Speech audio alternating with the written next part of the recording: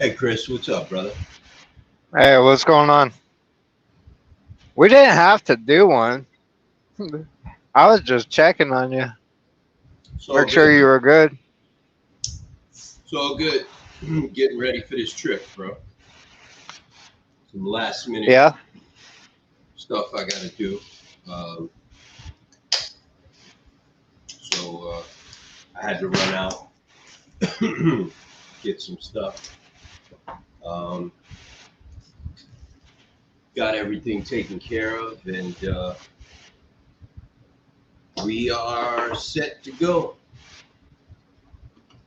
So, nice. how are you, brother?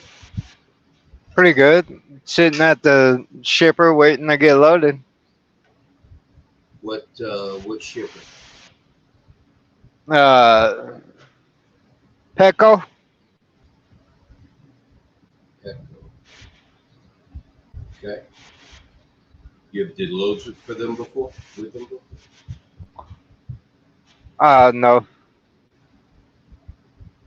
New company? Yeah, it's through High Point Logistics Brokerage. They got an older MC. I'd never heard of them. I carried loads for every one of these scumbags, bro. Uh, Honestly, it doesn't matter how old the fucking MC is. Um, No. if the owner of the Oh, I was company, just, yeah. I was just saying I'd never heard of them. if the owner of the company decides he wants to burn that MC today, um, you ain't getting paid, brother. That's how that shit works. Oh, yeah. We already In seen any, that with Surge and a lot of them. yeah.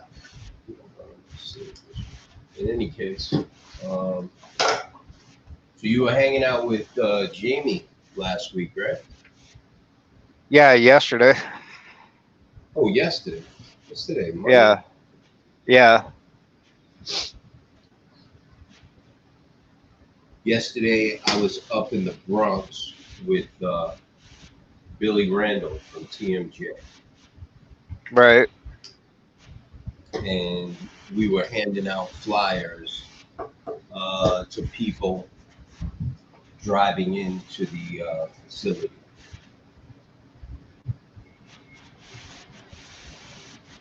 And Billy Randall, you ever met Billy Randall?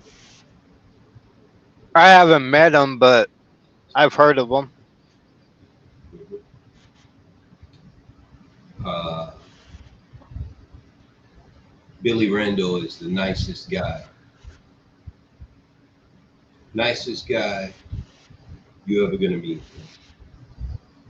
Um, he's 72 years old, brother. Did you know that? Yeah, yeah. I knew he was in the 70s.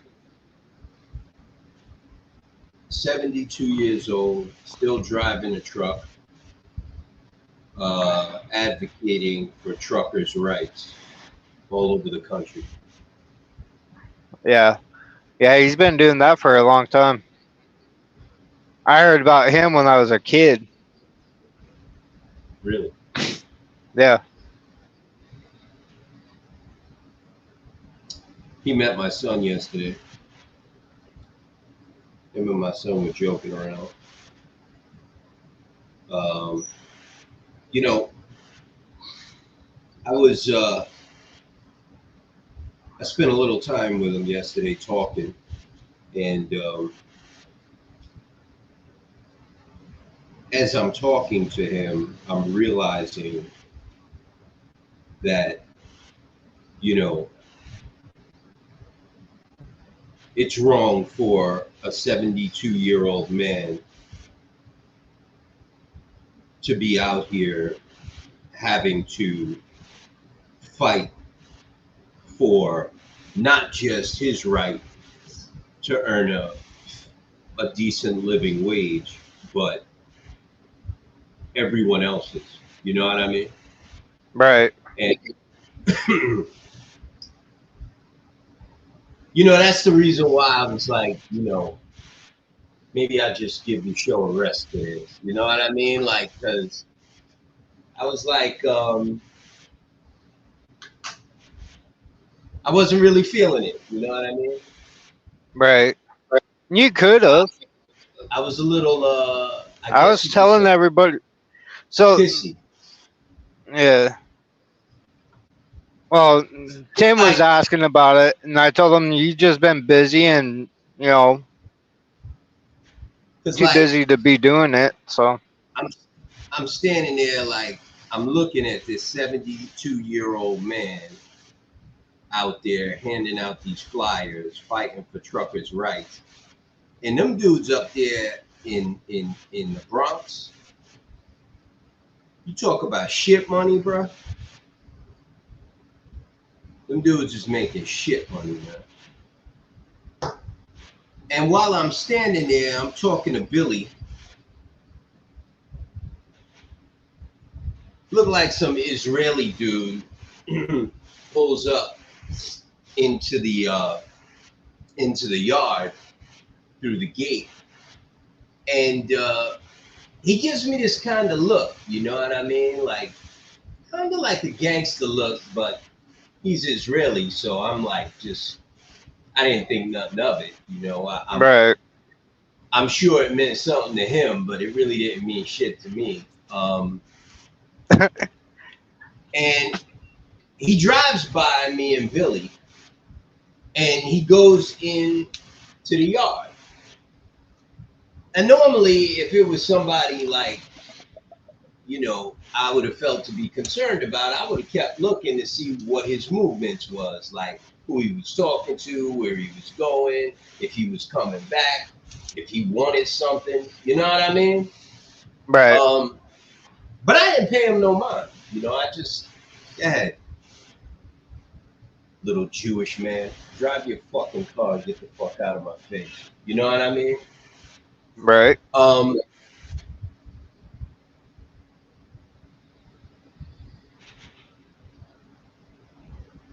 like 5 minutes later, cop comes up.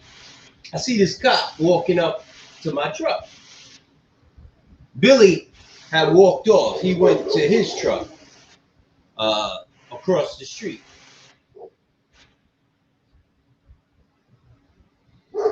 So I'm sitting there. I got my wife with me. I got my two kids in the back. Cop comes up.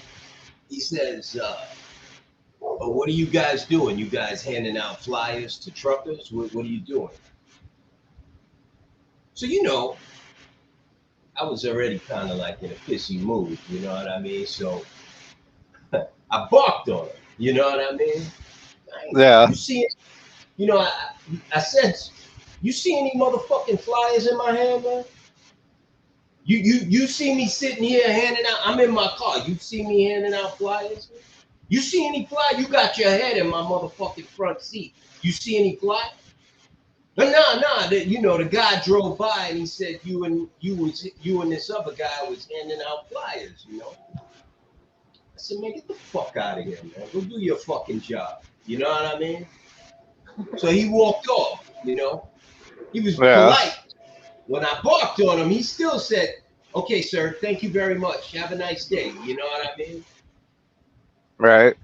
Then he went to the guy behind me in the truck behind me. And I guess he was trying to show he was doing his job. You know what I mean? Right. He knew we wasn't doing shit to nobody and we wasn't bothering nobody, but he had to do what the little Jewish man told him to do because most likely that was the motherfucker that either owned the place or had something to do with the facility as far as management. So his name is on his check or some shit like that. You know what I mean? Yeah. And he was a cop because he had a gun on him.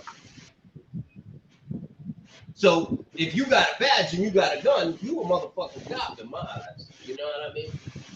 Right. Any case, I left there in a bad mood, man. You know what I mean? I felt like it was just a bad situation. You know what I mean? I felt like it was unnecessary and bad. And in this day and age, 2023, I didn't feel like it should be a 72-year-old man should be out there fighting for fair wages and fair rates, in 2023. You understand what I'm especially saying? especially when the young generation don't have the balls to do it them damn selves. I mean, Yeah. he's done trucking. I mean, if our generation isn't going to stand up, or this generation anyway, not ours, because we're just about there where we're a different generation. But I mean, if this generation of truck driver isn't going to stand up and stop taking cheap rates and you know uh, send Congress a note stating that this is bullshit, and actually stand up for their rights. I mean, what the hell good is it for 72-year-old man to be out there, fighting for shit he's not even doing anymore, right? I mean, really. I'm sorry, Mike. How you doing, brother? Welcome to the show. And you are totally right, sir. And you know, Billy and I, we had a long conversation about that. And it's funny, man. The guy is just—he's not bitter. He's a happy guy. Um, he's very smart. He's very knowledgeable. He's very humble. Um, he stops and talks to everybody. All I can say is I respect and admire the man, and he's my idol, and I love Billy Randall, man. You know what I mean? That's all I can say. And anybody out there that has never met him and never spoke to him, you should make it your business to try to meet him, get in contact with him, speak to him. The guy's an excellent guy. He's a great guy, and he's got a good heart. And we're doing a bunch of things together. And Nooa supports TMJ, and TMJ supports Nooa, and we got a lot of big things planned in the future. I can't talk about a lot of them now. And but We like surprises anyway. truthfully, bottom line is people need to man up, for real. For real. Yeah. I mean, Really need to man up. It ain't funny. Like, you really need to man up. And that's why I really didn't want to do the show tonight.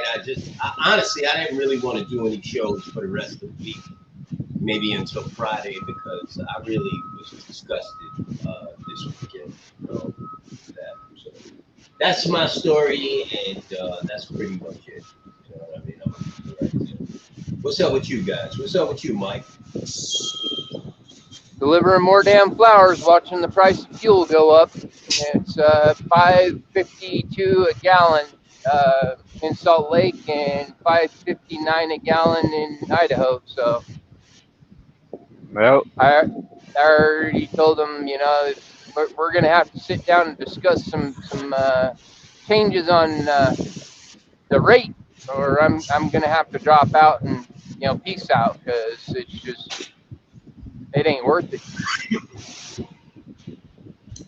Well, I hear you. I see what you're saying, and I agree. I mean, that makes absolutely no sense. Over $5 a gallon, once again. That makes. I mean, I'll be totally honest. I'm still getting it for under five, but not very much under five. I'm $4.79, with my cash discount. And speaking of which, I'm having problems with the fuel card, Mr. Boston. Something about it won't link up to my bank account. They're having technical issues or something or another. I need to try again probably tomorrow and see if what's going on. But yeah, we're having a couple of technical issues getting everything linked up. I'm sorry, Mike. I missed that. What did you say? You having what? With what? Technical issues with the fuel card. It's not linking up to my bank. It's for whatever reason, something's going on the backside on the network, and they're not able to hook up to my bank. I haven't even got to the part where I put in my information. I can't even link up to my bank yet. So So let me ask you something.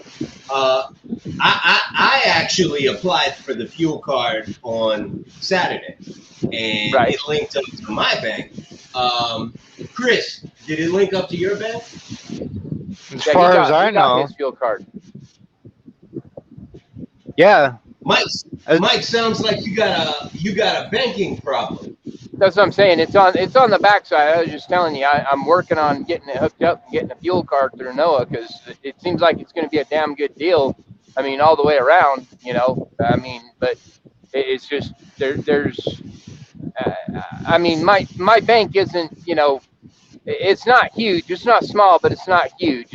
It's a security service uh, based out of Texas, and they've got a branch here in Utah. They've actually got 3 branches in Utah, but yeah, it's not. It's basically Texas, Utah, and I think they've got one in New Mexico, but I think that's it. So it's not huge, but I'll have to get a hold of my bank and find out what the hell is going on. Because I'm sure it's not with the fuel card because, you know, everybody else is able to get it done. So I just hope I don't have to open up another yeah, it's got bank. to be on the bank account side. Yeah, well, it's not the bank account; it's the bank itself. I'm not even Yeah, past the part that it says what bank do you bank with. So So let me ask you guys something. what's up? What do you guys? What's your take on unions? Well, if done right, they're. I mean, they help the people, but if they allow them to, you just because I've been to a couple of union docks, and those people are just lazy. I mean, they're just all out lazy because they know that they're protected by the union. I think there should be a happy medium where, you know, they can still be you know, able to be fired if they're not doing a job. You know, if they're just lollygagging around. Because I was at I can't remember, it was a salt company. It was in I do believe it was Ohio, but I was there for 27 hours, and they said that was the norm. Never been there again, but I was there once, and it was a union dock. Chris? the only problem I've got with union is they have too much control over your own business, and with us being independent business owners, I'm not too sure if that would work. No, that would be illegal, dude. If we can't be a union. Exactly. Actually, we can. Can What we? if I told you? What if I told you we can? Huh. But Yeah, before I I mean, get into all of that,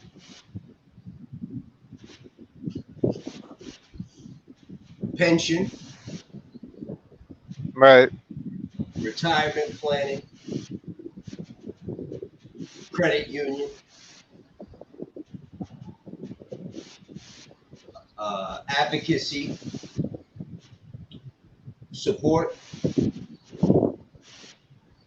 recognition, credibility, uh, oh yeah, they hear your name then. ton of discounts, guaranteed life insurance,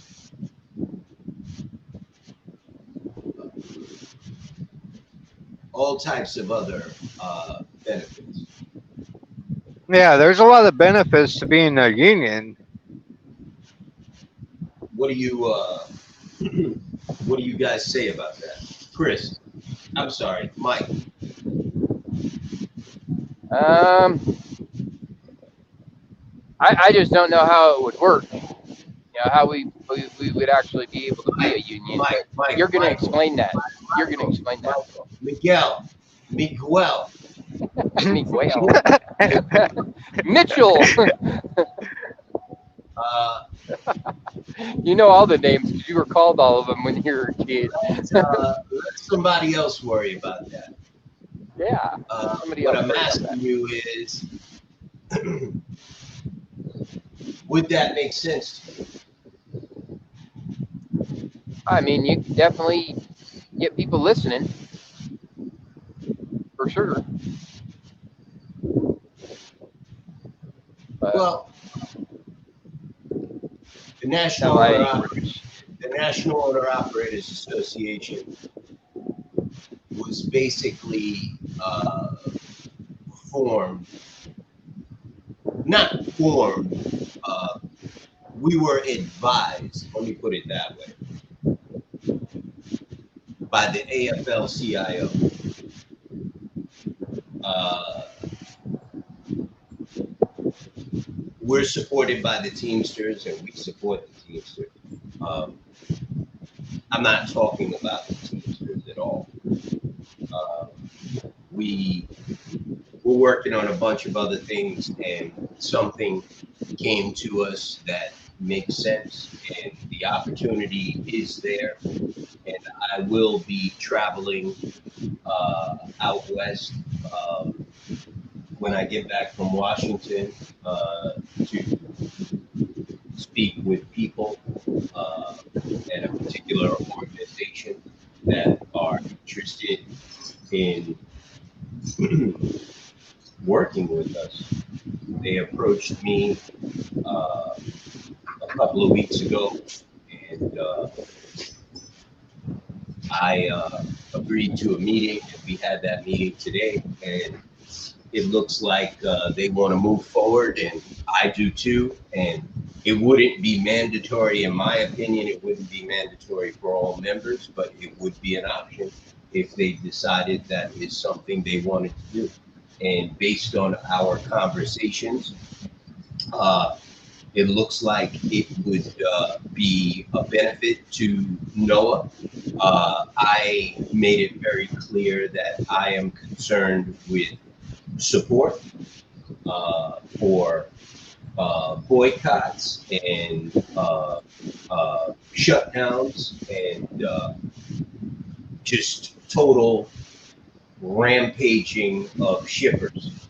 Uh, I want to totally shut down shippers, and they love the idea, and they are.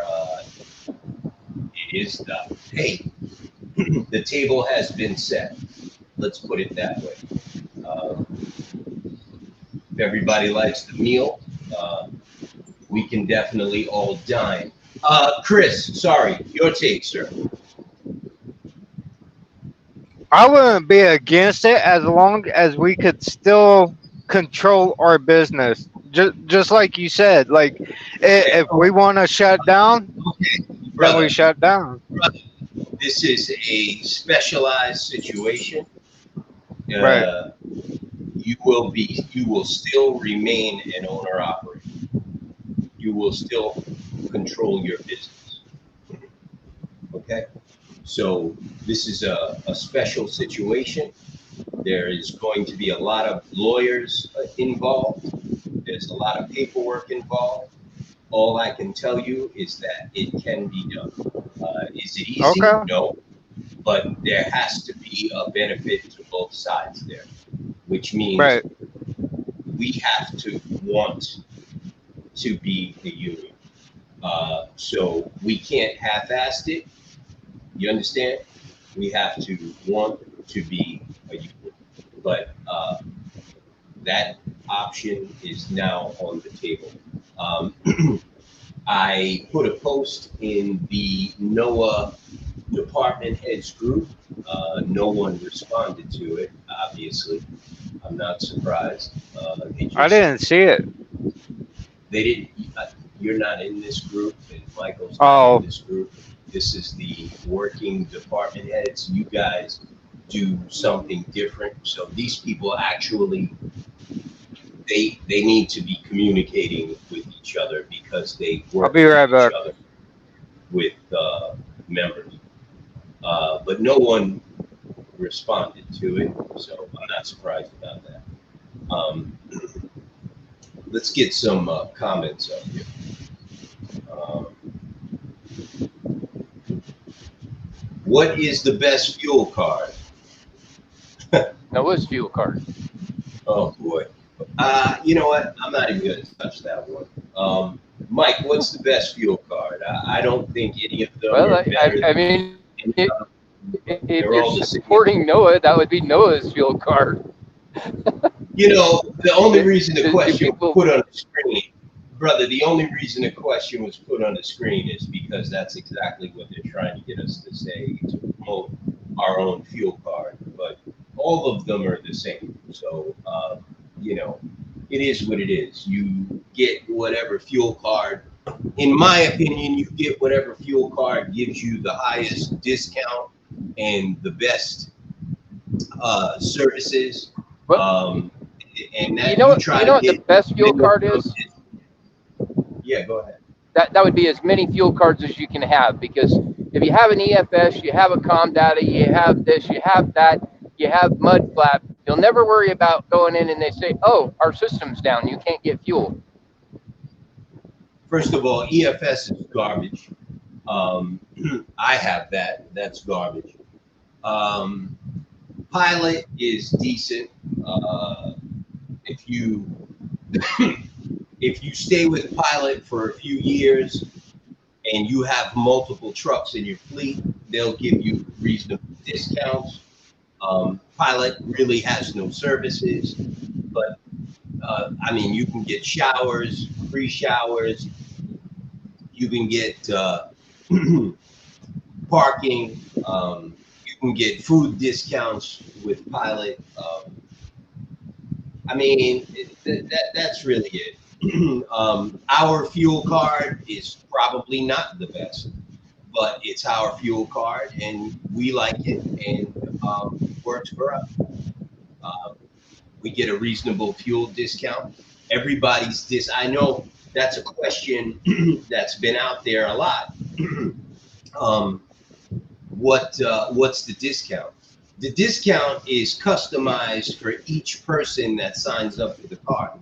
So if you have one truck and you only go out once a week, your discount isn't going to be higher than somebody like me who has a fleet and buys multiple gallons of diesel fuel every week.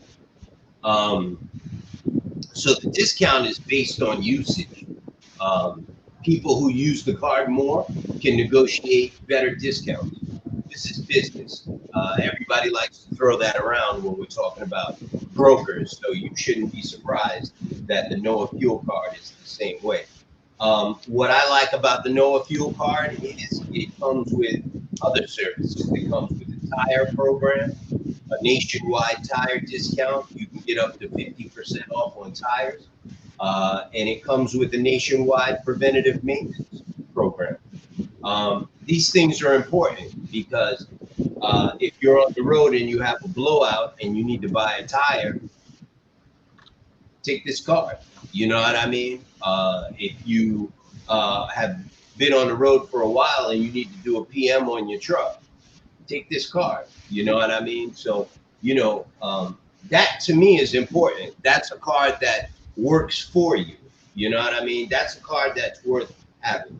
So, yeah, I like the Noah fuel card. As far as what's the best fuel card out there, look, you're going to get all these guys telling you mud flap, blah, blah, blah, blah, blah, blah. You get whatever fuel card's going to give you an account, and uh, you try to maintain a good relationship with them. And after 2, 3, 5 years, you get nice discounts on fuel. No fuel card is going to sign you up and give you $1 off per gallon.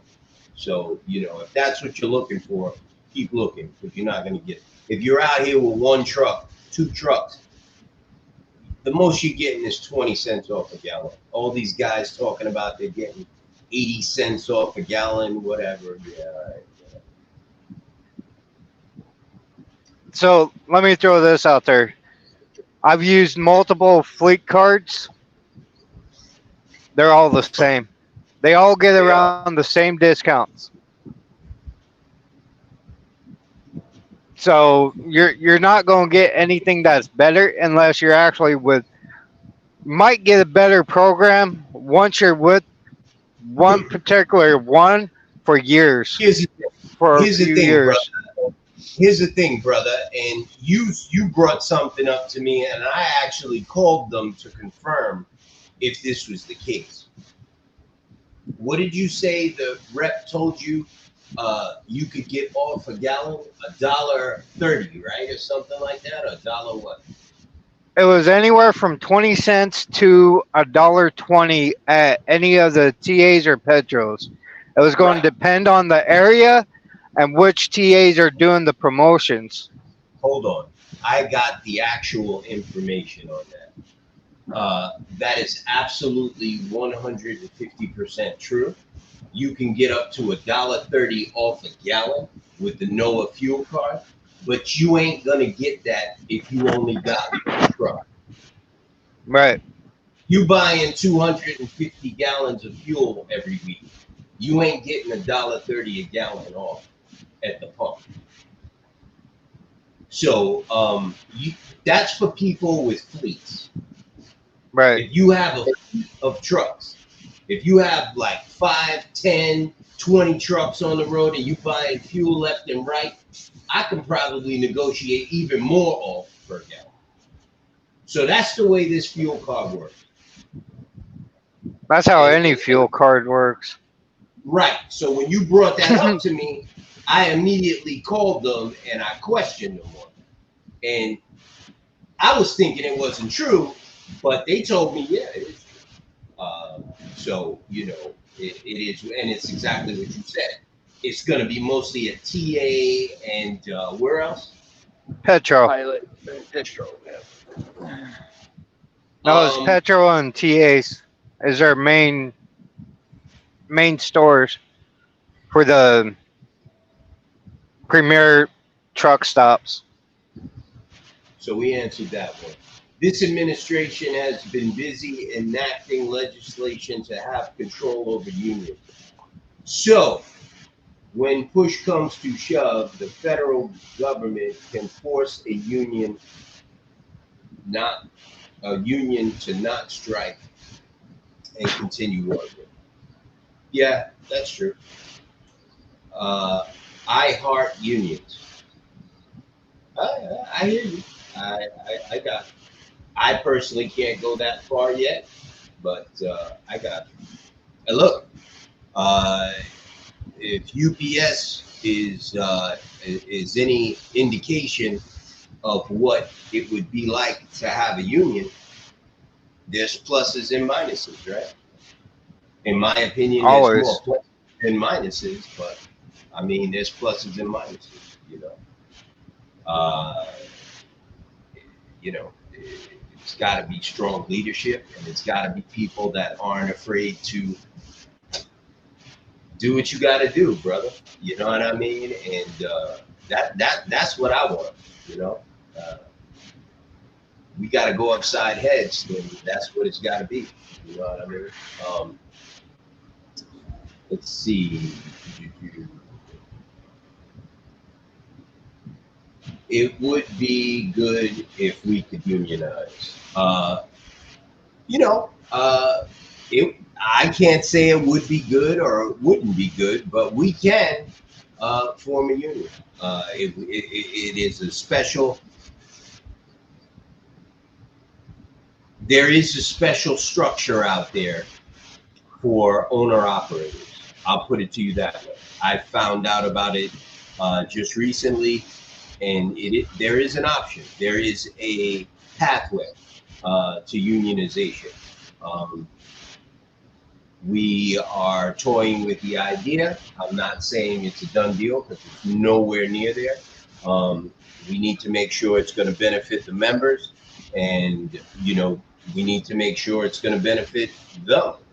Um, Well, like I said, my only question is it going to give us power or is it going to take power away? Because right now we've got the power if we can unite, not unionize, but unite. Okay, we've got the power of 82% of the industry, right?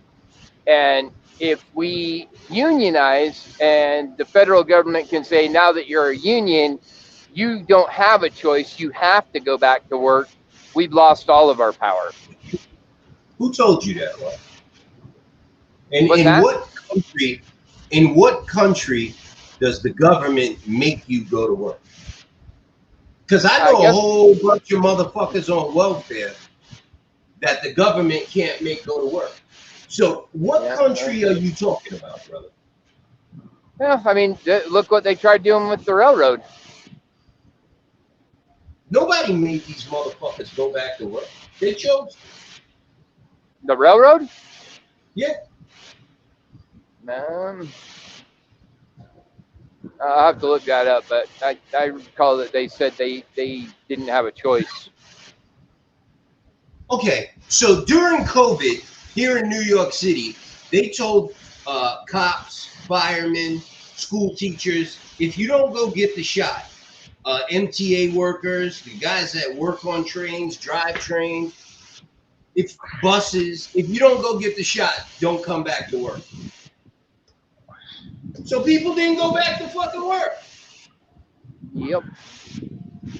But they also weren't not eligible for any kind of assistance.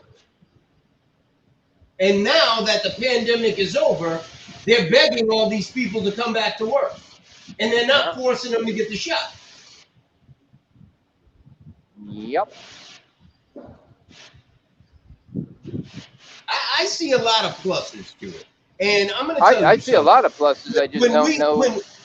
One thing I want to say to you is when we decided to form Nooa, that same argument came up. The government forcing us to do something. The government coming after us if we decided to shut down. The government doing this. The government needs to make a fucking ruling on 49 CFR 371.3. That's all the government needs to do. They don't tell me when to start my truck and when to turn it the fuck off. I own it. I make that decision. My name is on the title, not Uncle Sam. I pay the insurance. I 100% agree with you. I could care fucking less what the government says, bro. Believe me. They need to start listening to what we're saying.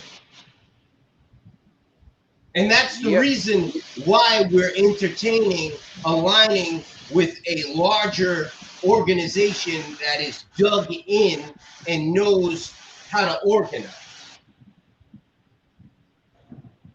and negotiate. Because part of negotiation with any labor, and we are labor, part of negotiation is when you don't get what you need, shut the fuck down. And that seems to be a point that everyone is missing. Nope. Yep. We're never going to get shit until we take away what they need. And that is the truck. As long as we keep giving it to them and giving it to them, they're going to keep shitting on it.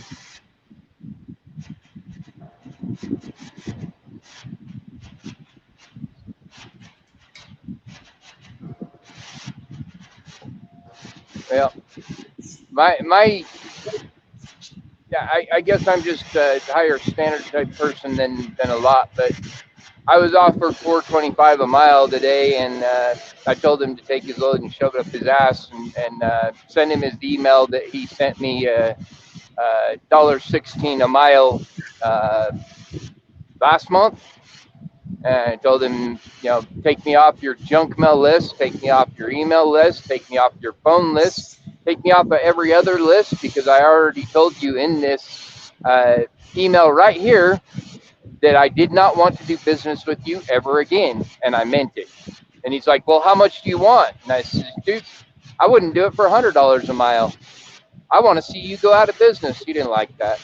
He didn't like it at all. If you want them to go out of business, stop doing business with them. That's exactly what I said. Yeah. Yep. That's exactly what I told him.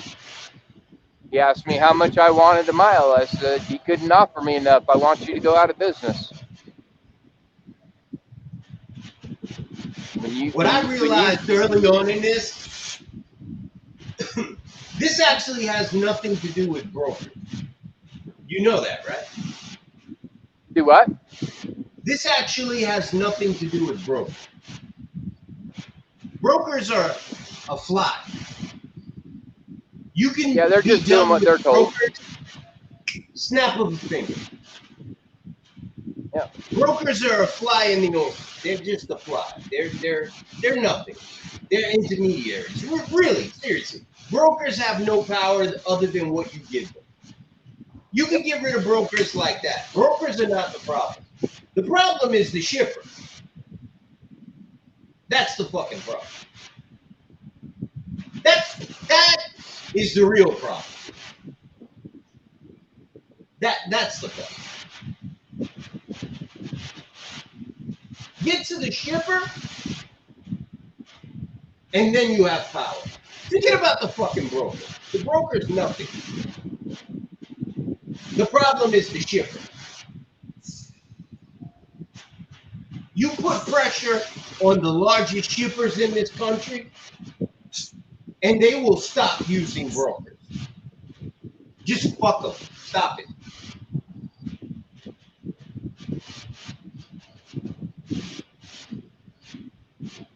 I firmly believe the only way that's going to happen is with organization. And, you know, a lot of people agree. And like I said, you know, I had a long meeting yesterday with Billy up in the Bronx, and we talked about a lot of things. And look, people are going to have to decide what they want to do. We're here. SPTC is here. All of the other smaller unions, you've got some Punjabi unions. You've got some Latin union, not unions, associations. You've got a bunch of people out there that are on other social media platforms, and you know they're ready and willing and able, but everybody's got to be on the same page, and everybody's got to support what we're all trying to accomplish, or else they're just going to make do with what's there. You know what I mean? It's going to have to come a time where I firmly believe that we're going to have to go old school. You know what I mean? And, you know, it was funny. I was joking around about it yesterday with Billy, and he gave me a straight face look. He was like, yo, whenever you're ready to go, you know, whenever you're ready to go. And I was like, oh, I think the time is now to go old school. I do too. I do too. And you know, it's like anything else, bro. It's like anything else, you know. It only takes a spark. It only takes one spark. And that spark's gonna come. It's gonna come. It's like anything else. It takes one spark to start a movement, bro. Oh yeah. That spark is gonna.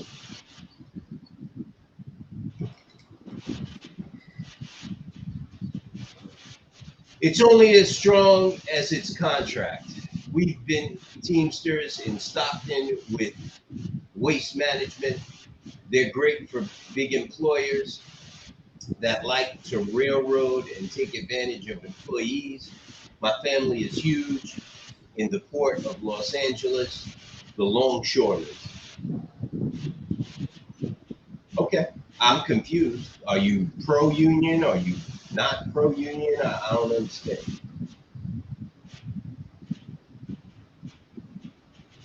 Fuck the government. We tell them what to do or not to do. And that is the way the founding fathers designed it. Nope. For the people, by the people, by the people, for the people. Relax, Mike. Yeah, This is about as relaxed I'm gonna be, brother. I'm leaving for Washington tomorrow, and I've been trying to be very relaxed. We have How long are you an gonna hour be in Washington? Thursday. You're just It gonna be there sounds like Thursday? a union can provide a solid foundation to build upon. I agree. Pro. Okay. Thank you for clearing that up. Another fuel card comment. Fleet Smart depends on the day and area. They're competitive with Mudflap and Truck Smarter, but there has been places where we've gotten as much as $1 off a gallon, one truck. Okay.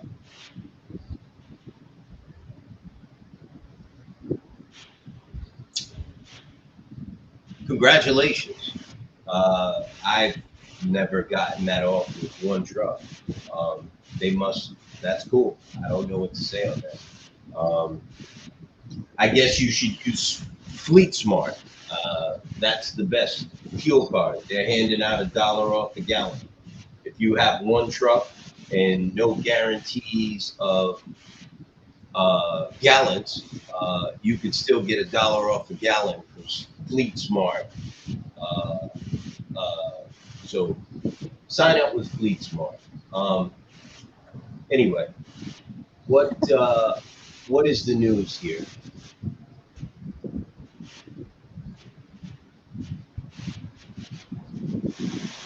What's new, fellas? Not much. It's dark outside. I'll be right back. I gotta go check and see what's going on. Obviously, something's new here. He'll be right back. Well, this is gonna be boring.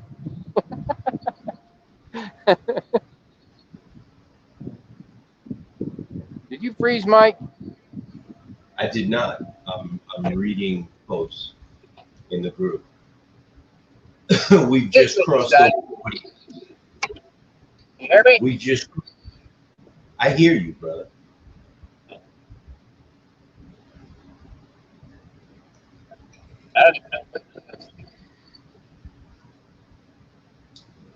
We've just crossed over. Oh boy.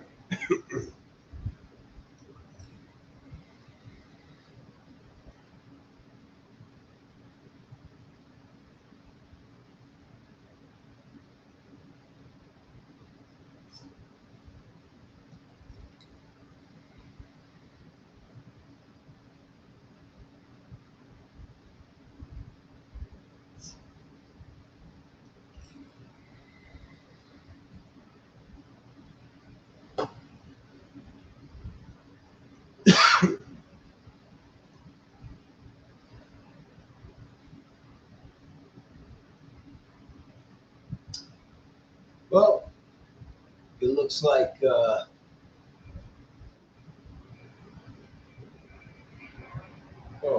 okay. You back? Yeah, but I'm on speaker now. I don't know if it's noisy or what.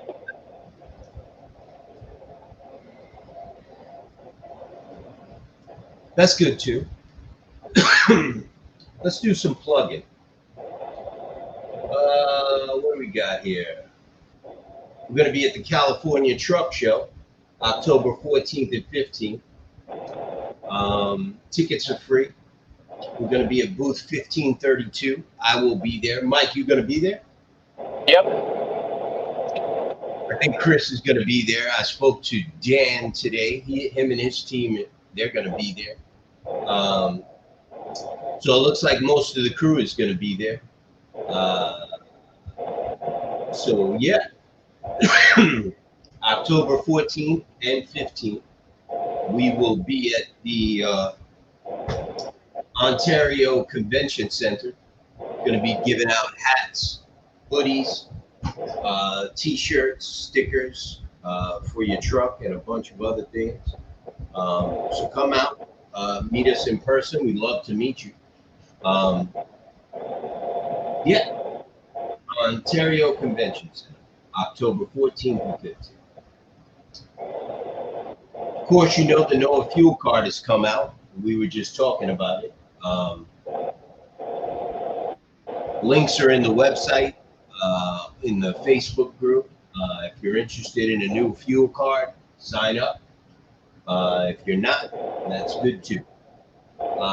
Billy Randall, I was up in the Bronx with Billy Randall this weekend. He's fighting for truckers' rights. Uh, and that is the flyer for that. What else? What else? The National Owner Operators Association Truck and Trailer Parts Department is open once again.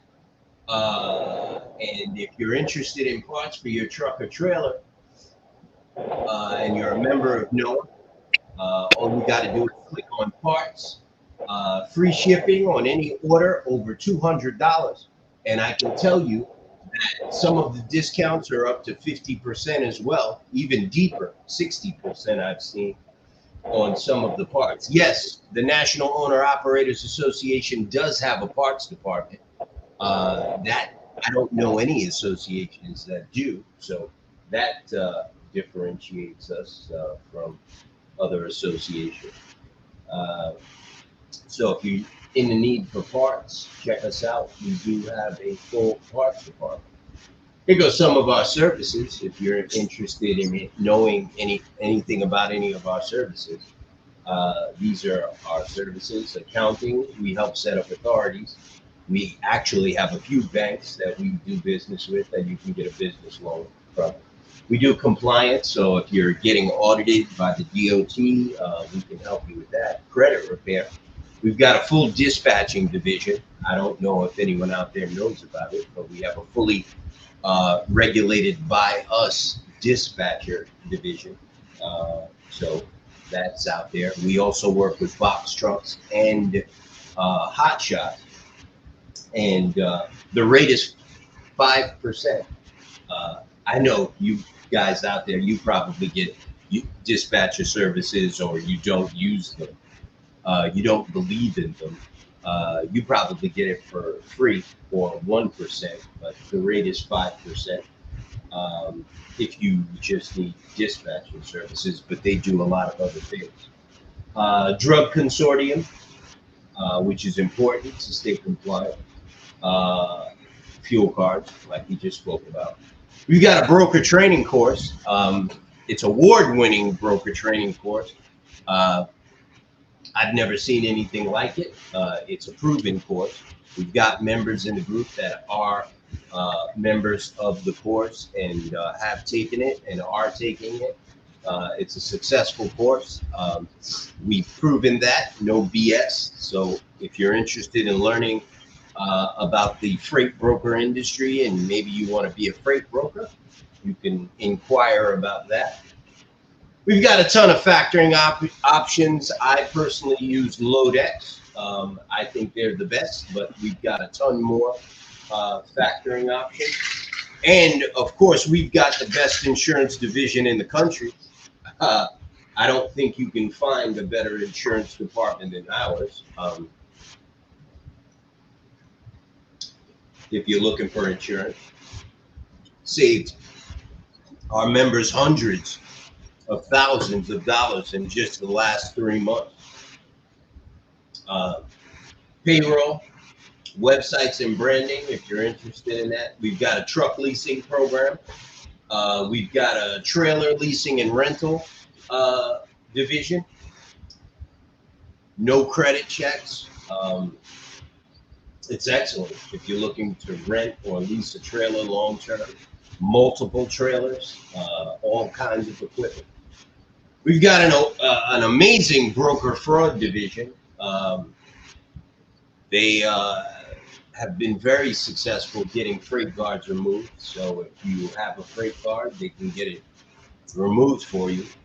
It's not guaranteed, but they've been very successful. I don't think they've lost too many battles.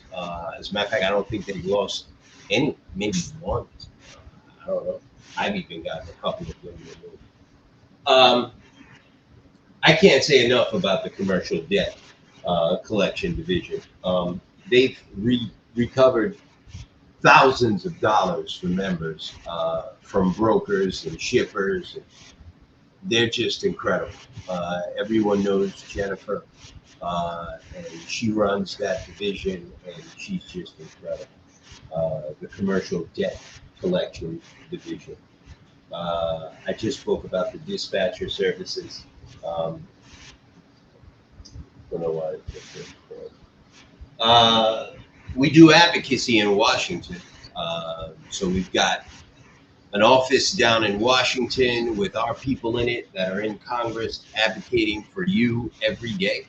Um, that I'm going to be in Washington. I'm leaving tomorrow. I'm going to be down there pretty much all week, meeting with congressmen and senators, talking about 49 CFR 371.3 and a bunch of other bills that are on the table that we support and do not support, and other things. I'm also going to be meeting with the FMCSA and a couple of other organizations while I'm down there. We do life and health insurance, absolutely. ELDs. We lease on owner operators. So if you're looking to lease on to a carrier, we are a carrier. And we do help you out with that. So if you're looking for something like that, equipment financing, and as I said, we've got a full parts division, and we also have 24/7 nationwide roadside assistance. So that is some of our services. We have many others, but those are the ones that we've got listed up here right now, and we've got a ton more. Let's see here. Said this on group before, but that. What'd you say, Chris? Sorry, I had to leave. I had to go check on the load. Been sitting in front of the dock for like an hour and a half. I can't hear you, brother. I had to go check on the load. I've been sitting in front of the dock for an hour and a half. I haven't even 30 minutes and detention kicks in, huh? Oh yeah. Said this on group. Already talked about it. All right. Said this on group before, but what y'all thoughts on carriers coming together and supporting one broker that will be 100% transparent? And we give out business cards for that broker and cut off them greedy brokers.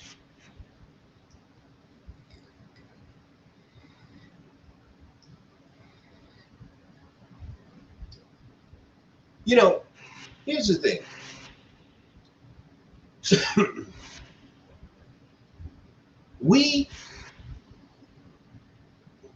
That's a very good idea, and we're actually doing that right now. We put that in place back when you joined. His name is Suddy Yoli. Back in April, when we decided to create the National Owner Operators Association, that was one of the stipulations that the AFL-CIO mentioned to us that we should have in our association. That was one of the divisions. And we have that division. We do work with brokers that are fully transparent and only give fair rates to list their loads on our load board. It is a difficult task. It's not easy. A lot of people that do not understand that a broker is a salesperson, they don't want to hear that it's not easy. It's not. It's not easy convincing brokers to do the right thing. It's very hard. And we are getting it done slowly, but it is being done. And we already have that idea in place. And we love to work with any brokers that are willing to be transparent and offer fair rates. We have a bunch of them that are already members of the National Owner Operators Association, and they list their loads on our load board. And that's pretty much all I could say about that. But yes, that's a very good idea, and we already have that in place. Go ahead, Chris. So Megan and I know who actually sent that because it came up in the Chris, the other day. put your mic down. Oh, yeah. Yeah. Sorry, Sorry. forgot it was up. But yeah, someone posted that up in the group the other day, and I even commented on it. And because I've been taking the broker training class, I've been trying to get my own shippers for the association. It's not easy. These shippers are used to dealing with the brokerages, and they're wanting, they're basically wanting us to come under what the brokers are actually moving it for. And the brokerages already brought the rates down so far by undercutting other brokerages. There's no wiggle room. We can't even, yeah. We just have to find the right shippers at the right time, and I mean that it's going to take time.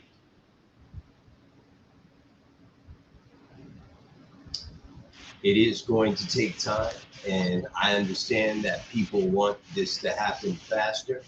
Um, you have to be realistic, and you have to be fair.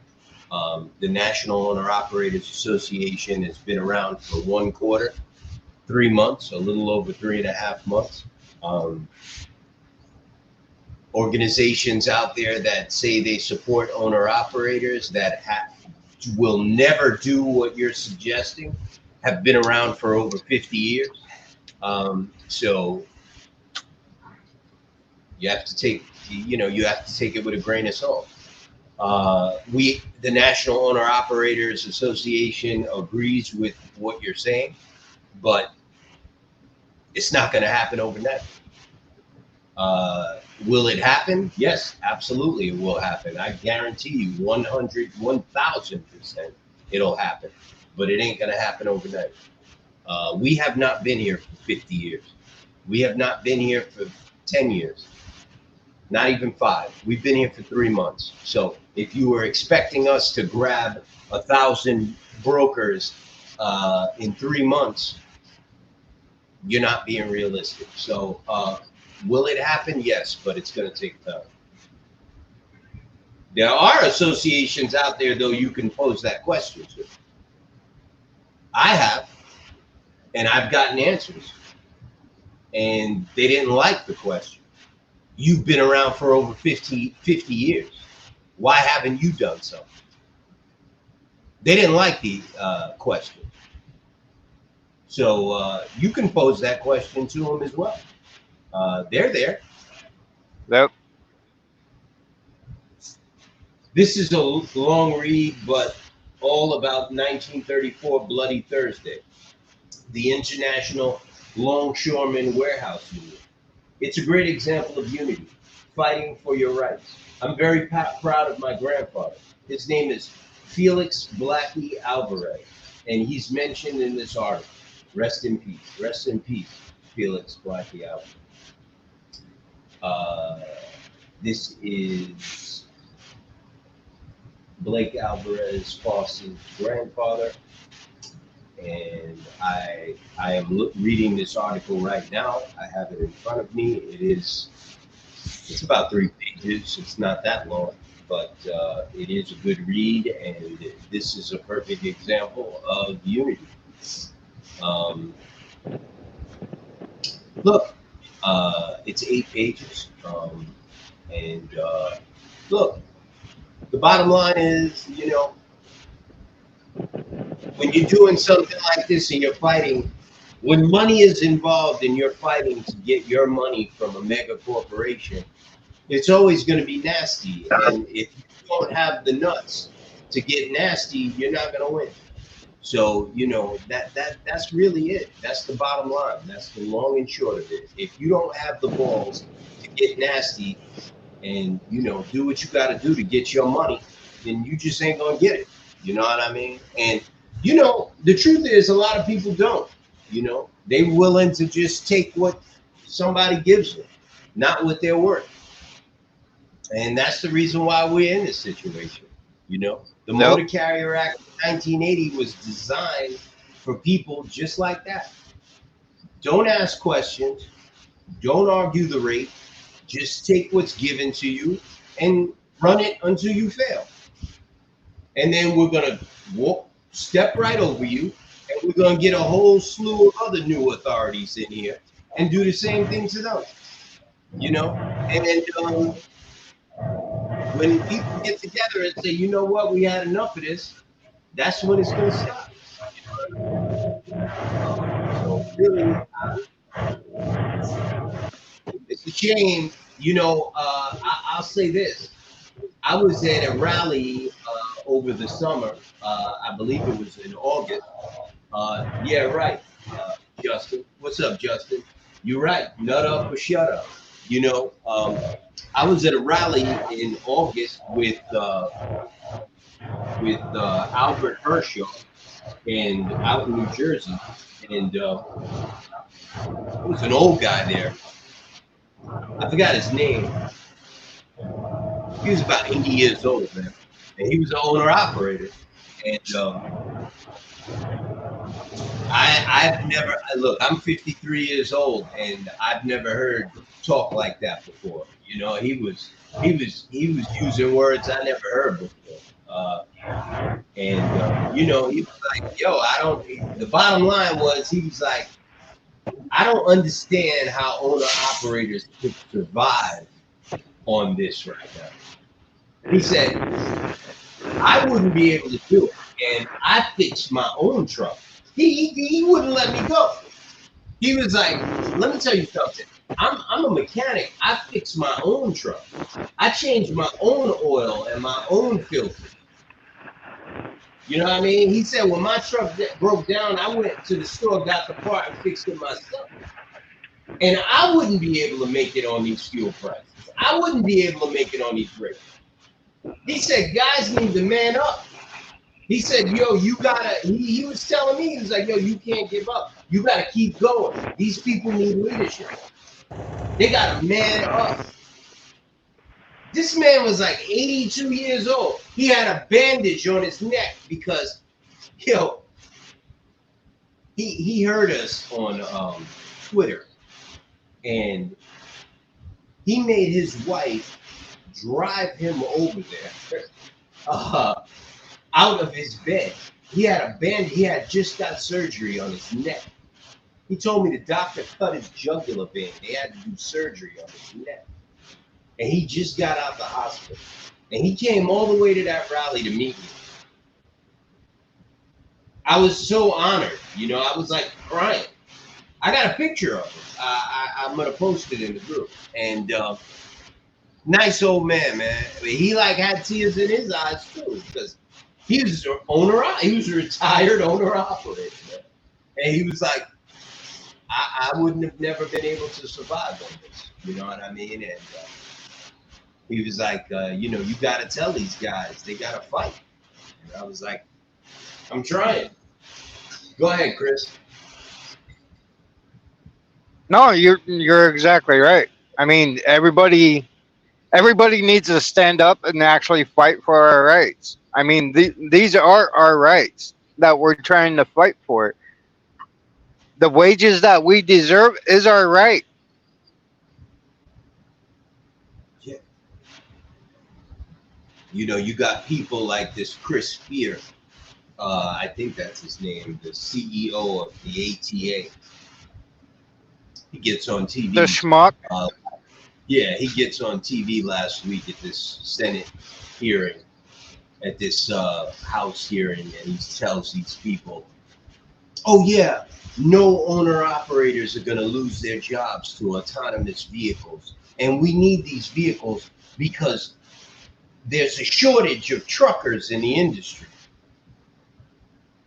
I mean, he just says these things without any thought. Like, he doesn't even care that everyone is looking at him like, you're an absolute liar, dude. Like, seriously.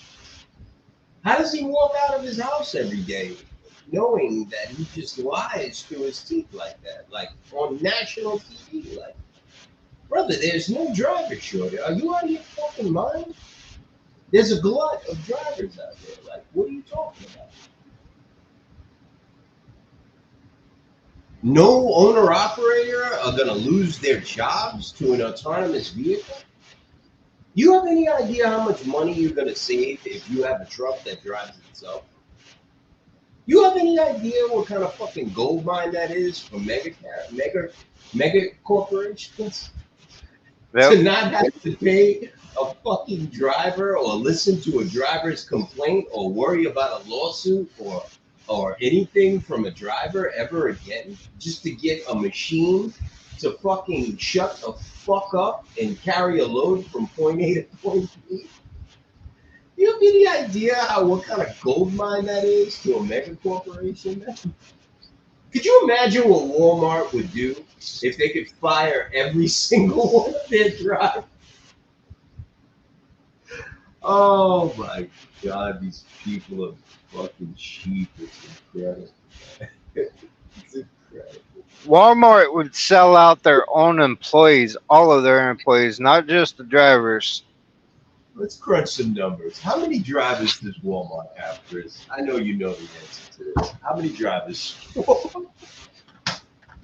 I can't remember. It's a lot. I know that. I think it's over.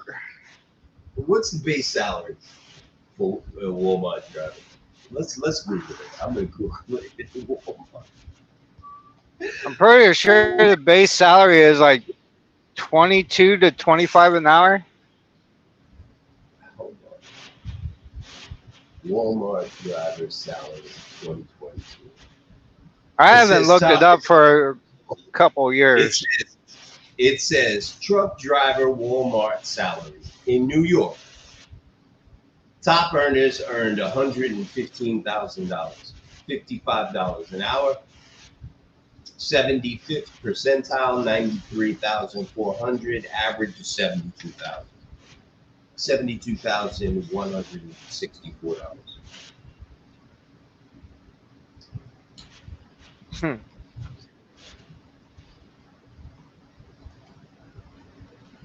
Hold on. Last I looked in the Twin Falls area, it was like 22 to 25 an hour for a Walmart driver.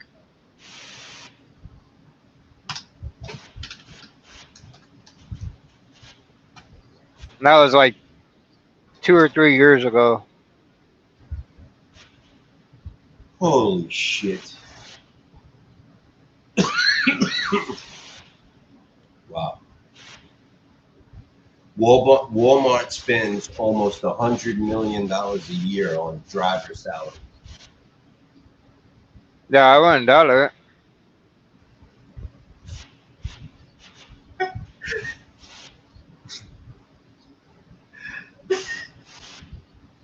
Duh. No, nobody's gonna lose their jobs to an autonomous truck. Right?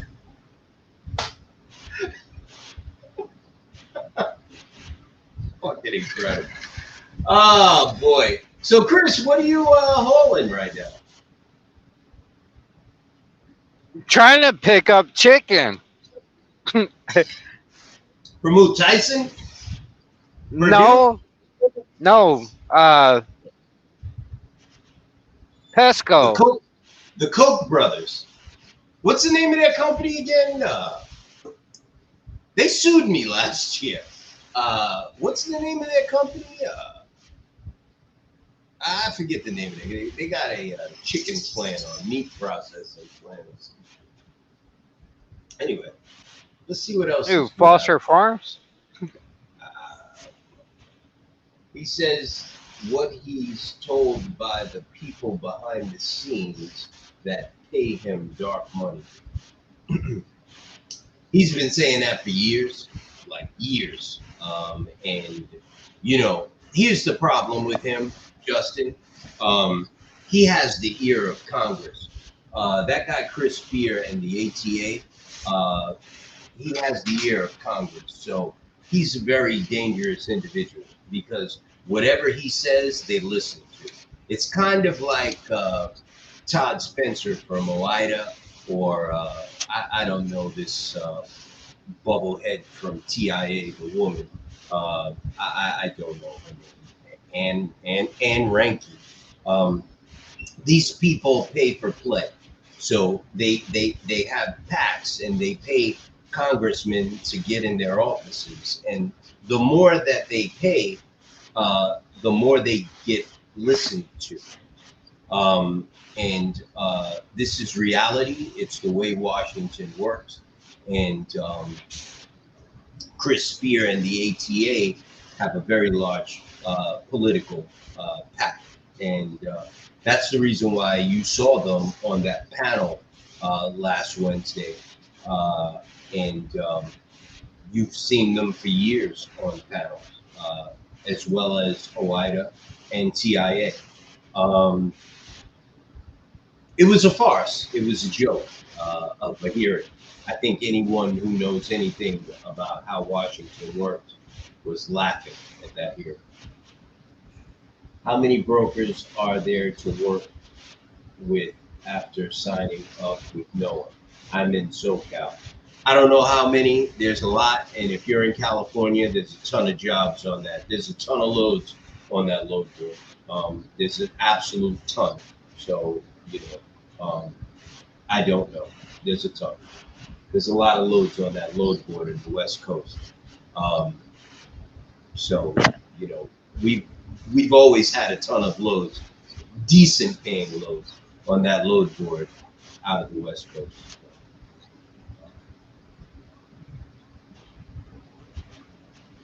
And we're getting more. So. It was the same as the J6 committee. It was all theatrics. Yeah, absolutely. Absolutely. I didn't pay attention to that, but yeah.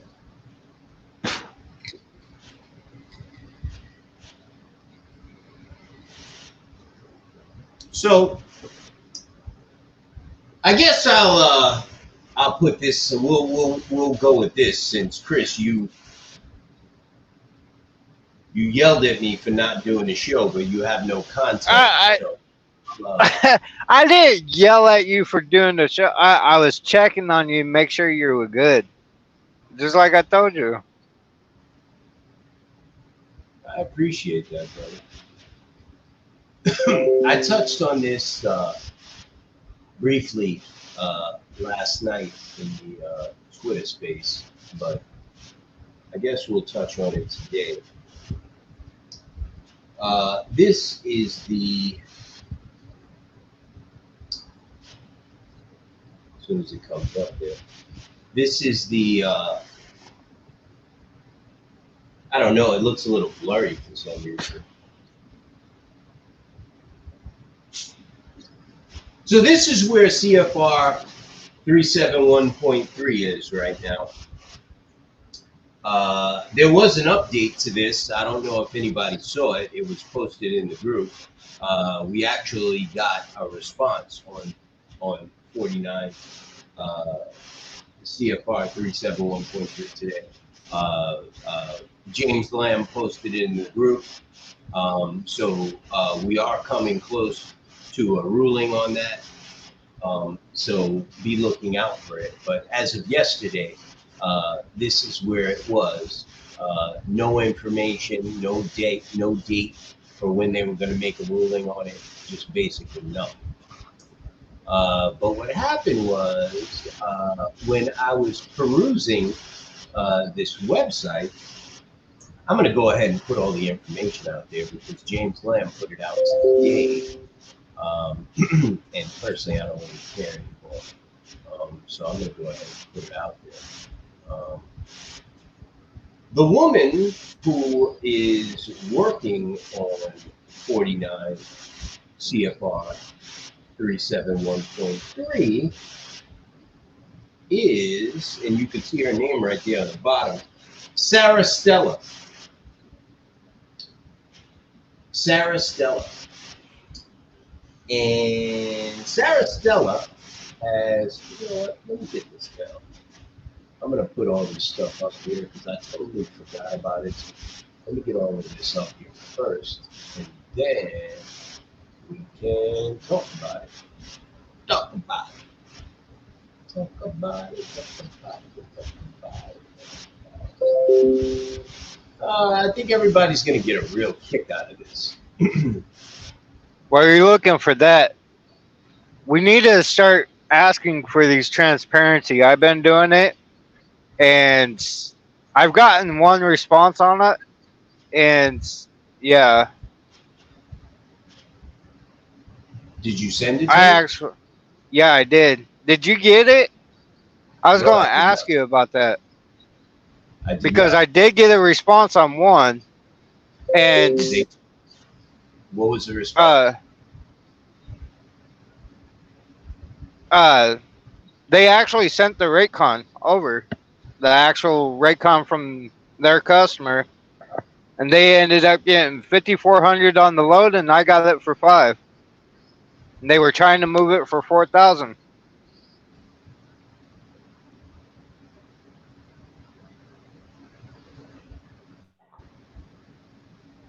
You got the load tender or a rate cut? The load tender, So the they got the for 5,400 from the shipper. The shipper paid them 5,400, yep, and they were trying to get you to do it for 4. yep, and I And booked it at 5. you countered at 5, and they gave you the load. Yeah, I mean, she tried to get me to take it at 48 first, and I told her no. So you negotiated well. Yes, And this is a mid-sized broker, large, small, what? they're a mid-size, I think. It's Good job. Yakima Transportation Logistics. They're Good out of job. Yakima, Washington. We should have another division. How to negotiate rates with Christopher Bennett. And Jamie's been doing it too. So the woman that is studying 49 CFR 371.3 right now, her name is Sarah C. Stella. This is her. She is with the Federal Motor Carrier Safety Administration. She's a manager and program analyst. She is studying the Motor Carrier Act, 49 CFR 371.3. I found her interesting because, as you can see right here, it is resting on her desk right now, and it's been resting on her desk since at least last spring. And she is struggling to make a decision on this issue that is pretty much a no-brainer for anyone that reads it. It's already a rule. It's already a law. It's been one for 43 years, and it's a no-brainer.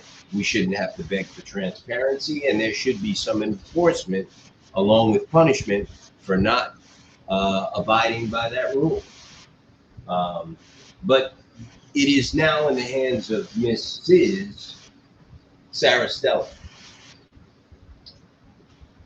And what I found very interesting about Sarah Stella is her salary.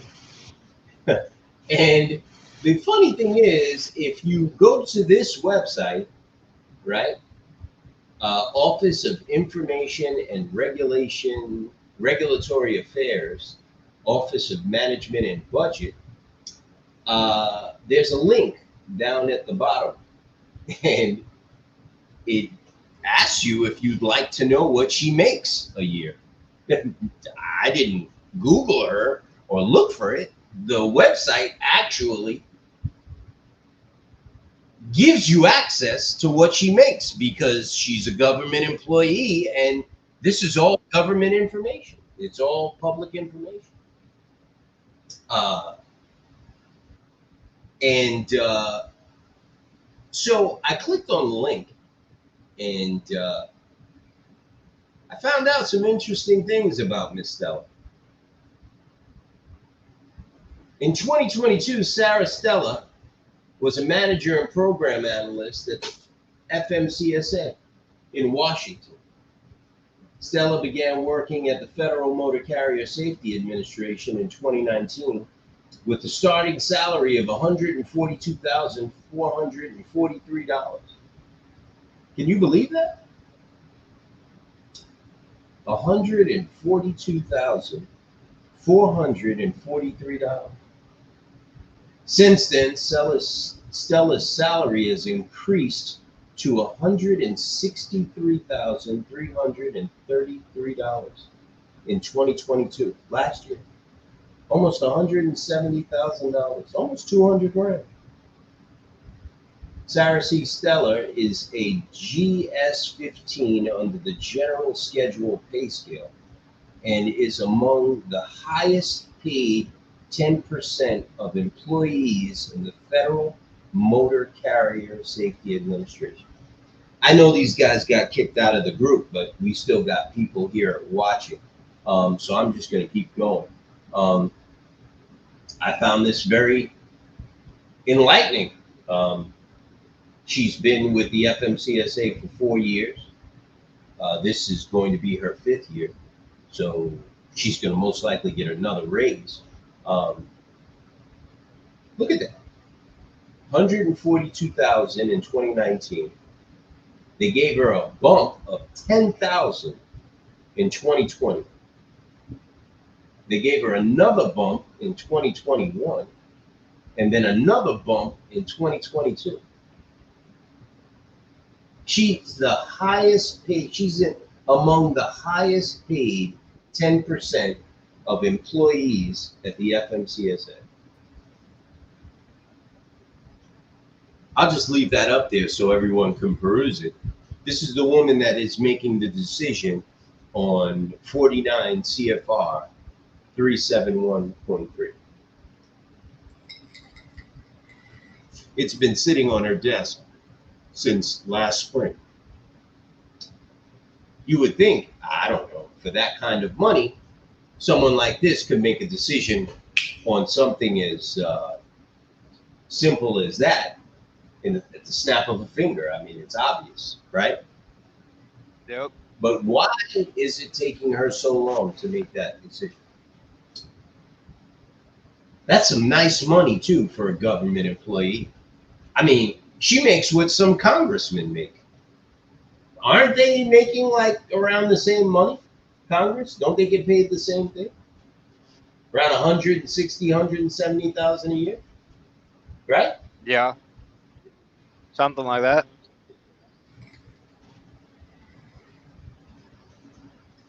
Check this out. Sarah C. Stella's 2022 pay is 38% higher than the average manager and program analyst across all agencies in the government. Can you believe that shit?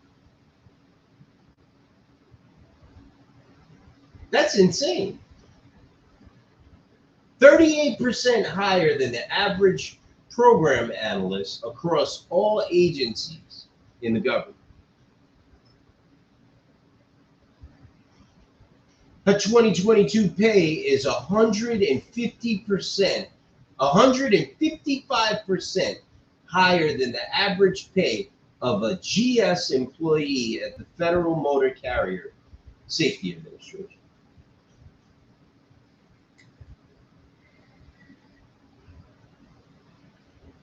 I mean, these people are sitting on their ass in an office, air-conditioned office, in Washington, making money like this in such a short period of time. I mean, she walked into this job making money that people retire off of. $142,000 as soon as she agreed to take the job. And she can't make a decision on something as simple as 49 CFR 371.3. 4 years later, she's making almost 200 grand a year.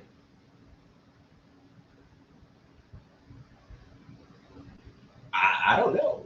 This is public information, so it's out there. Anyone can see it.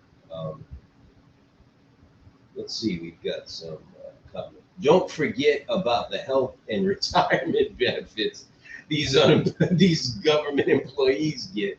It's insane. Listen, I'll be honest with you. I did forget. Thank you for reminding me, Scott. I mean, if you think her salary, which makes absolutely no fucking sense, insane. Yeah, you're right. Health and retirement benefits. I mean, she's getting $142,000 as soon as she agreed to take the job.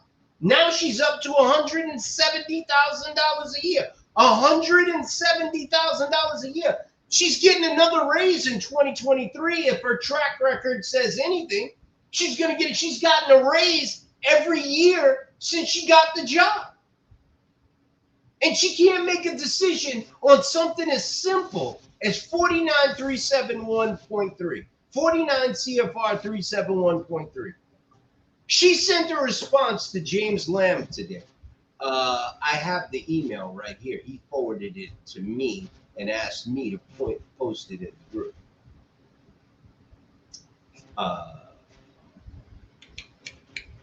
Wow, look at that. I'm going to get to that in a second.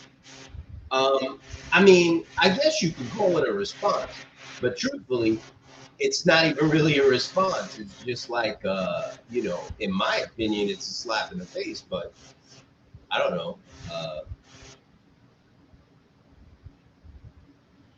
Anyway, I'm not going to post it in the group.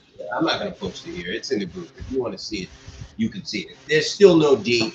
She just acknowledged that she has it, and there's still no date on when she's going to make a decision on it. But it is in the group. If anybody wants to see it, just look for James Lamb's post, and you can cut and paste the link to her response. You can see her response. She hasn't collected enough in her pack. That's true. Let's go back to her salary though, because I think that's insane. Let's calculate this. First year she got 142,000. But you get 152,000. 158,000. 163,000. 615,000, about $620,000 she made in 4 years. You make money like that, Chris? I think you do. Gross wise?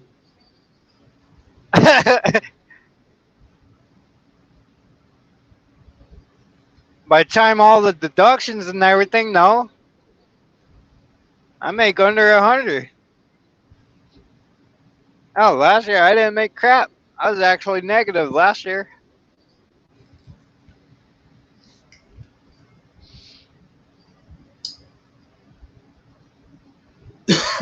These government employees making money,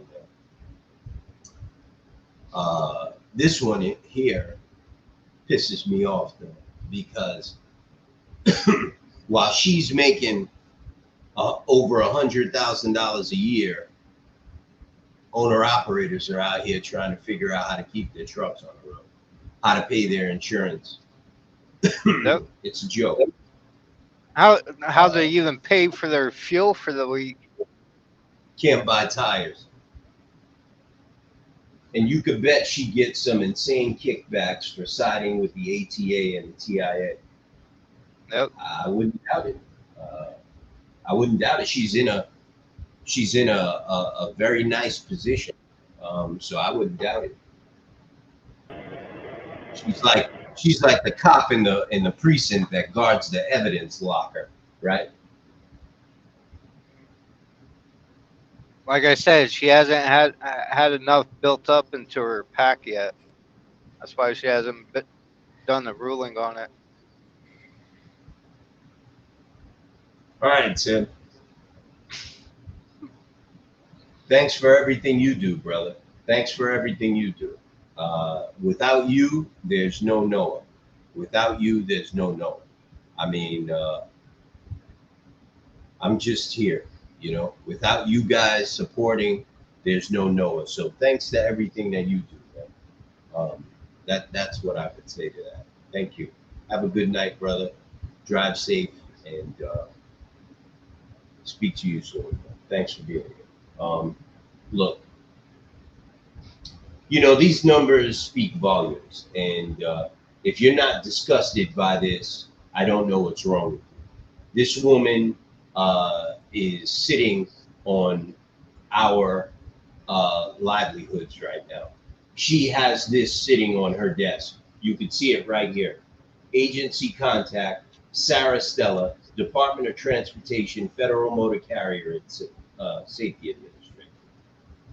The decision for 49 CFR 371.3 is in Sarah Stella's hands. She's been sitting on it since last spring. And this is where it is right now. Nowhere. This is what this woman makes a year. She's been with the FMCSA for 4 years, and she's made almost $1 million. In a few more years, she would have collected $1 million in salary. This is her salary every year since she started at the FMCSA. 2019, 2020, 2021, and 2022. And she can't make a decision on hardworking truck drivers depending on transparency. She refuses to make a decision. If you look at her response to James Lamb today, it was basically no response. It was, oh, you're looking for a date? Well, we don't have one, but I'll just put this there. It's a slap in the face. Another government employee sticking their middle finger in truck drivers' faces. Making money hand over fist off of the taxpayer. Look at that. Your tax dollars pay her salary. The money that the government chases you down for taxes every year pays her lazy ass's salary. Enjoy that. Go ahead, Chris. No, you're exactly right. And I mean, we this should prove to everybody that we need to stand up. We need to grow the fucking balls and actually stand up to these fuckers and do what we say we're going to do.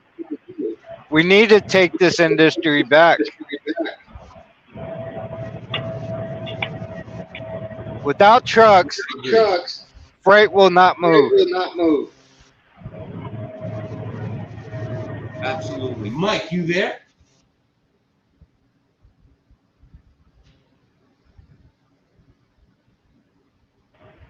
Yeah, barely.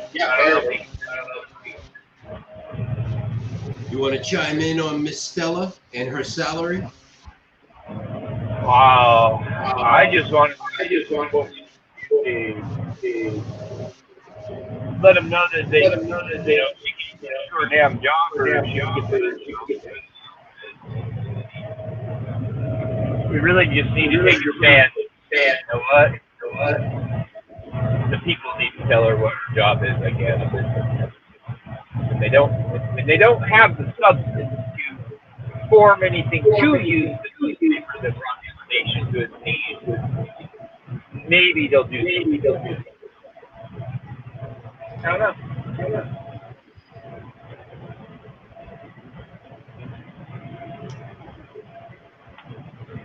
mean, is what I'm it kind is. of to be honest with you, because everybody's just like, oh yeah, I'm not interested. I'm not interested. You're not interested in what? Making a fair wage? I mean, they think that I'm trying to sell them something without. Whatever, man. I guess it's up to us to just go out and get some loads to try to survive. And if we're not going to get support, then I guess they are on their own. I don't know. It is what it is, bro. It is. I mean, People have to wake up and I'm realize tired, they're bro. being I'm like you. I'm reaching tired. disgusting is an underestimate, Mike. I agree, brother. It's beyond disgusting. It's a slap in the face. You have a pencil pusher government employee who's basically still in the training phase of her position with so much power and making so much money, taxpayer money, uh, doesn't find that this issue is of major importance and kicking it down the road since last spring. Yeah, but they're all over that. It is majorly disgusting. I agree. And you know what? It's the reason why guys like me are so tired because the blatant disrespect is so obvious. You know, I got to go spend a whole week in Washington talking to people that they don't give a shit. They're just like Miss Fellas. They don't give a shit. They are making money hand over fist. They're loving life. They got their, Armani suits and their Teslas and their fucking Louis Vuitton bags, and they're going to get their nails done, and they're going to smoke cigars and play golf, and they can give a flying fuck about you. And it's tiring. It really is. It's tiring. And that's why I love Billy Randall, man, because I can't see myself doing this in 72. Man. I really can't. Unless I see a real movement of people actually raising their voices up and saying, yo, F this. I couldn't be 72 years old out here in the streets handing out flyers and begging people to stand up for themselves. I just couldn't. That's why I was so mad yesterday. And I think every owner operator in this country should be just as mad. Because imagine if you were 72 years old sleeping in your truck because you were homeless. And, I'm just going to leave it alone. I'm just going to leave it. Go ahead, Chris. No, you're exactly right. And I did send over that. So I got it. Okay, I can't look at it right but yeah, Billy Randall has been fighting this for over 20 years. People need to grow up. One day Yeah. you're going to wake up and you're going to be 72 years old. Not able to retire, not able to stop working. Imagine sitting in that seat right now and you're not your age, you're 72 years old. Because I remember one day I was 25 and now I woke up and I'm 53. Yep.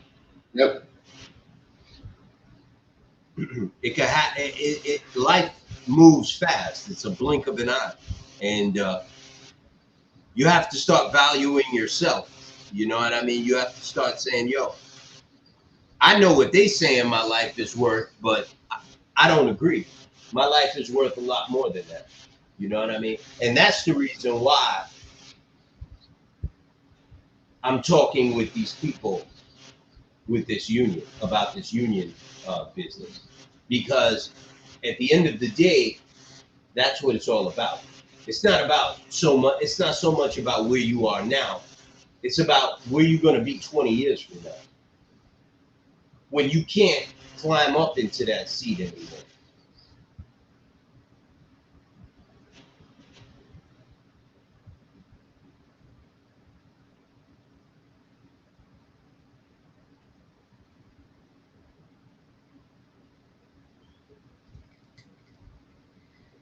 All right, Justin.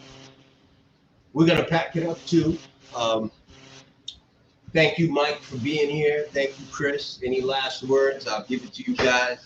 I didn't want to do this show tonight. I did it for you guys. I gotta feed my dogs and walk them. I got a long ride tomorrow and long trip, and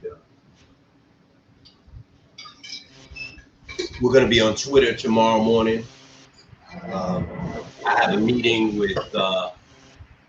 Who am I meeting with tomorrow? Let's see.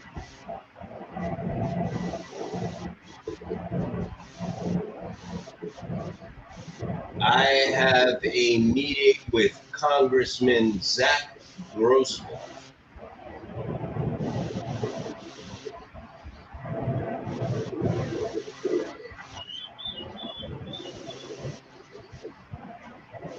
The thing is, Mike,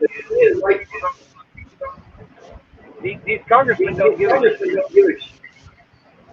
They care that their constituents are sitting and calling them, blowing up their phone, and so that they better do their job or they're not.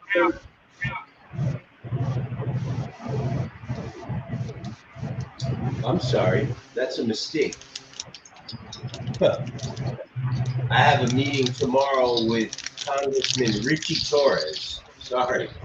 Richie Torres of New York. Zach Grossman is his. Who is that? I don't even know who that is. But I have a meeting with him too tomorrow. I have a meeting with Congressman. 1 second. Oh boy. Congressman Richie Torres of New York.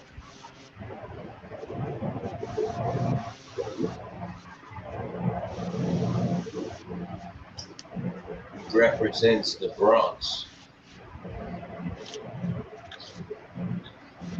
So, I am going to be on Twitter because that meeting is at 10 a.m. Just want to get that out there. Go ahead, Chris. I'll give you the floor first.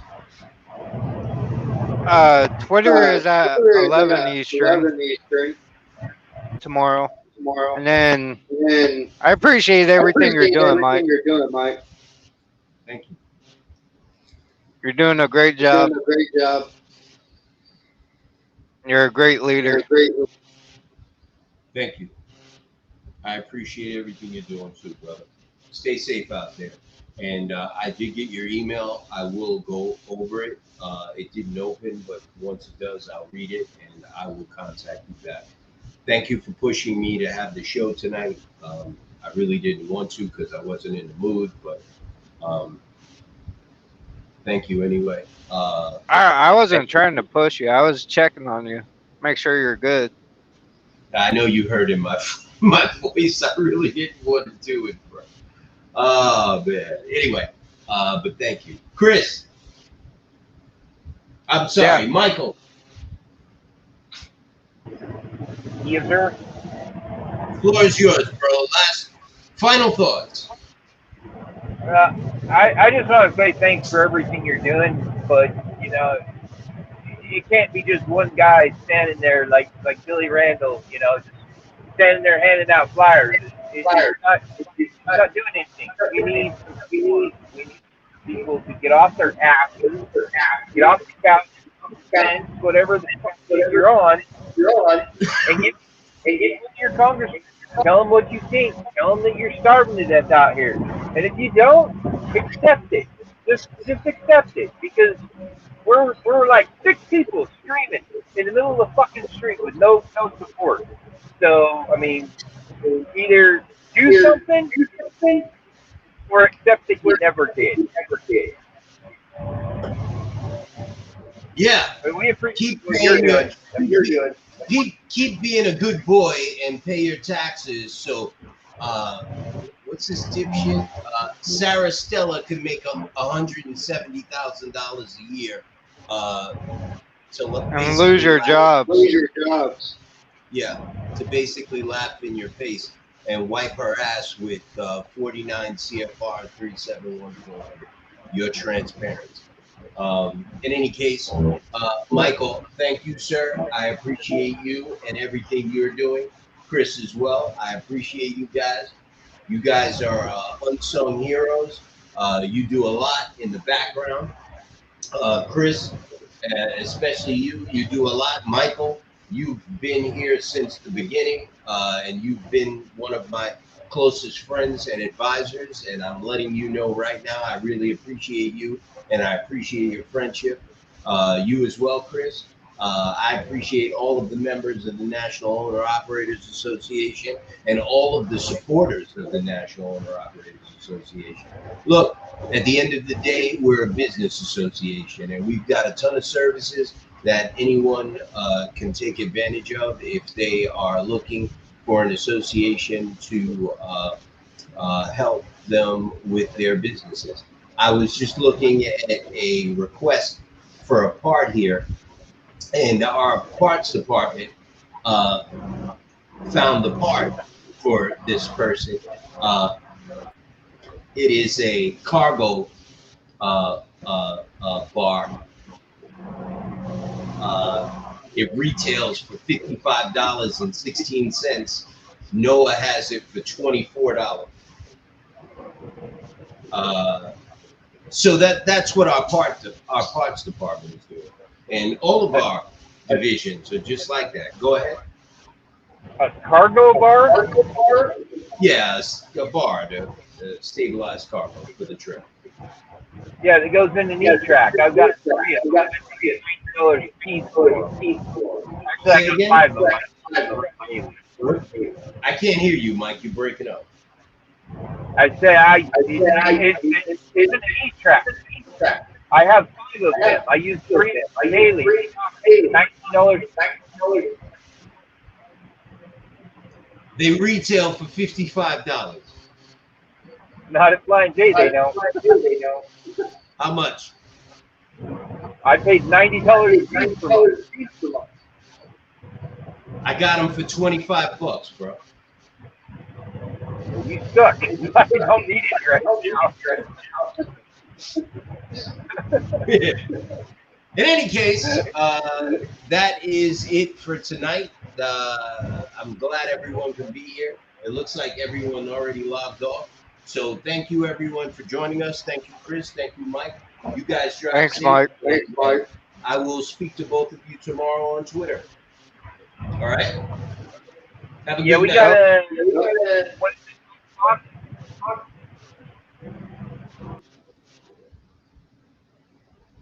Good night, everybody.